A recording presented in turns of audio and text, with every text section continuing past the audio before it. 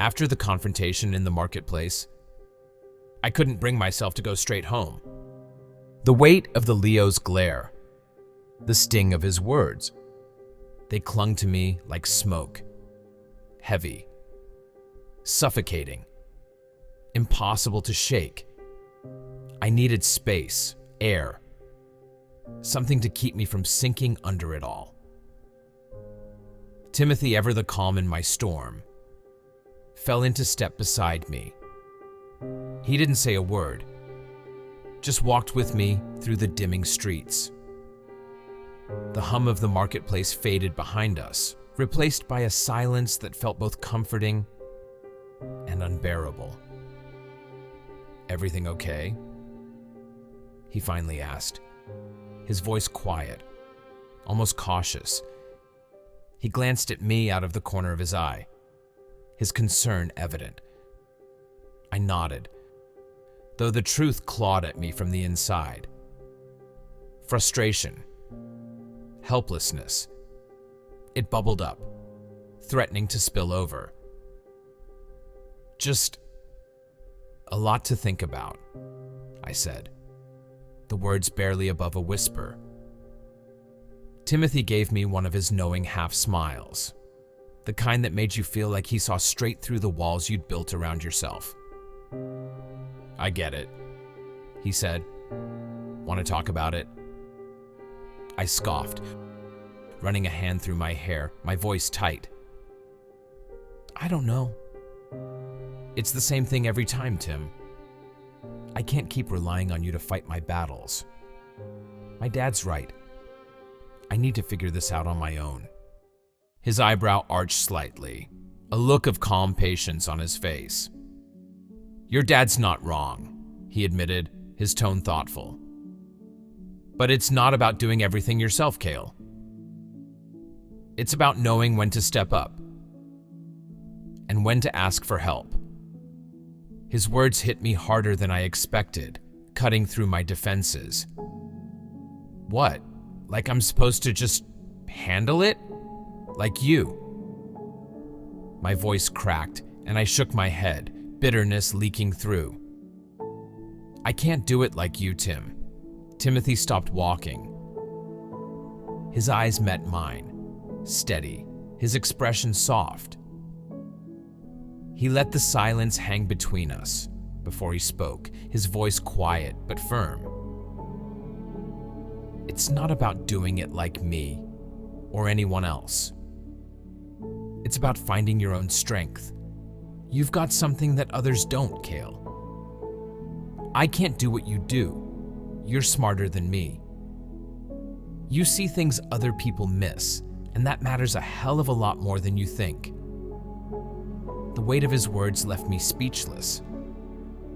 They sat heavy in my chest, too much to process all at once. We kept walking, the silence wrapping around us again. But this time, it felt different. Softer, like it was giving me the space I needed to breathe. We wandered aimlessly through the streets, the world growing quieter, as if it was waiting for me to catch up. By the time we reached my house, the glow of the kitchen window flickered in the distance. It spilled out onto the street like an open invitation. Warm and gentle, though I wasn't sure I deserved it. Timothy clapped me on the back, a grin tugging at his lips. A grin that held more understanding than I probably deserved. "You'll figure it out, man," he said. "Just don't let anyone, especially your own doubts, define you." I tried to smile back, but it felt weak, like a mask. "Thanks," I muttered.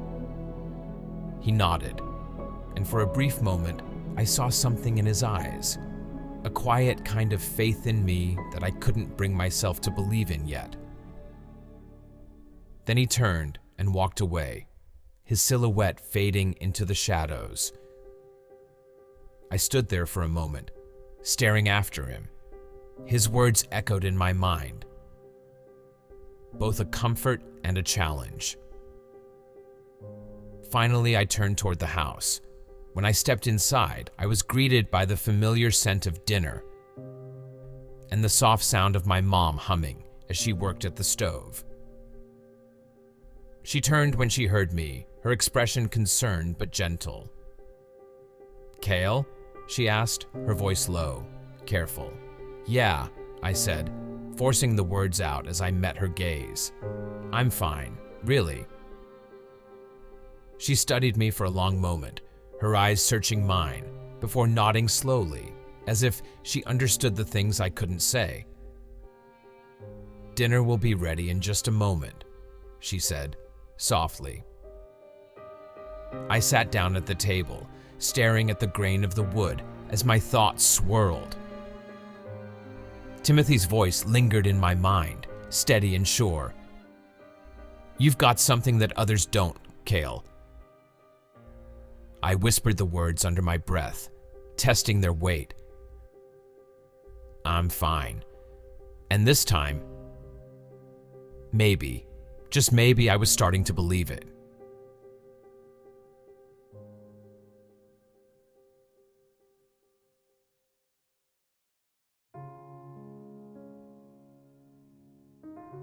As I sat at the table, staring down at the plate in front of me, the sound of my mother's humming from the kitchen filled the space. It did little to ease the heaviness in the air. My father's tools were neatly laid out on the nearby workbench, untouched since earlier in the day. It was almost time for dinner, and everything about the house was routine, except for the storm of thoughts in my head. My mother, a Cancer sun and Libra moon, peeked out of the kitchen doorway, her usual warm smile on her face. "Kael, will you check on your father? He's been in the workshop all evening. Tell him dinner's ready." I hesitated, but nodded, standing up and making my way to the back of the house. The hallway leading to the workshop felt longer than usual, the weight of the day pressing down on me with every step. The workshop door was slightly ajar, the warm glow of the lamp spilling into the hallway. I pushed it open and stepped inside, the familiar scent of oil and wood welcoming me. My father, a Leo sun and Virgo moon, and the most respected craftsman in Vulcana, was standing at the workbench, sharpening a blade.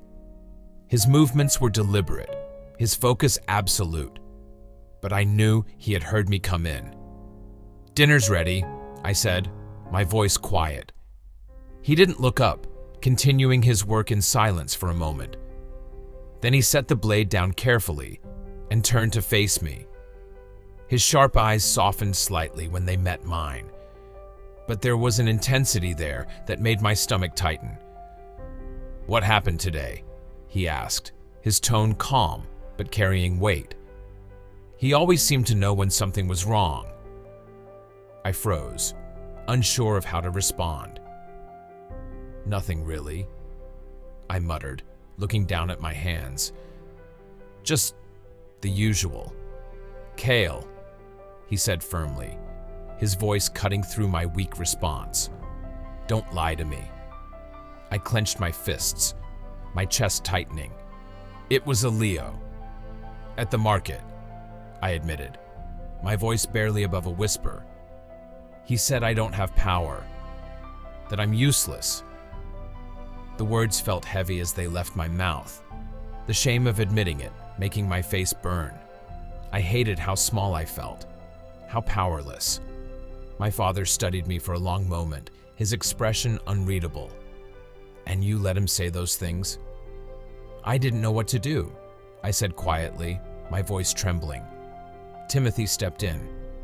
I didn't ask him to, but he did. There was a pause, the silence stretching between us.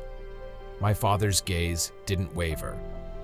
"You've convinced yourself that because you don't have powers, you don't have strength," he said finally, his voice softer but no less firm. "That's not true, Kael. Strength isn't just about powers." I looked away, the words cutting deeper than I wanted to admit. "It doesn't feel that way," I whispered. He stepped closer, placing a hand on my shoulder. "I'm not asking you to be something you're not." But you need to stop hiding from what's inside you. You have strength, Kael. You just need to find it. I didn't respond. I didn't know how to. His words settled on me, heavy and uncomfortable. "Come on," he said, stepping back toward the workbench. "Let's go to dinner." Dinner was quiet, the usual rhythm of conversation absent. My mother tried to fill the silence with gentle questions, but my answers were short, and my father didn't offer much. His gaze flicked to me occasionally, but he didn't press. The tension in the air was thick, and I could feel the unspoken weight of our earlier conversation hanging between us. My mother's smile didn't reach her eyes, but she didn't push me to talk. She always seemed to know when I needed space, even if I didn't ask for it. The clink of silverware was the only sound as we ate, the quiet settling over us like a blanket. My father's words from the workshop echoed in my mind, his expectation for me to find strength where I didn't believe it existed. After dinner, I excused myself and went upstairs, my thoughts still swirling. My father's words lingered like a shadow over me. I didn't know how to be what he wanted me to be. I didn't know how to find the strength he believed I had. All I knew was that I felt small, and I hated it.